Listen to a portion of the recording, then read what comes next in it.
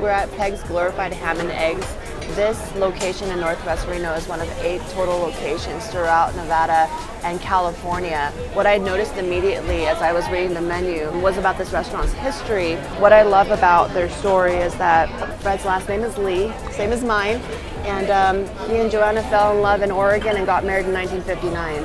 Here in Reno today, I still don't see a lot of Asian people around, and so just seeing a familiar face made me so happy, but reading about their passion for serving the community through great food, I don't know, it was just really inspiring. Fred and JoAnna came here to Reno to retire, and they got bored with retirement life, so they just wanted to have one small diner.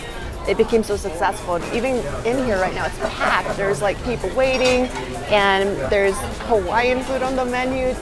Even though I heard that Fred passed away, his family's taken over and continued this tradition of feeding happy customers throughout Peg's locations.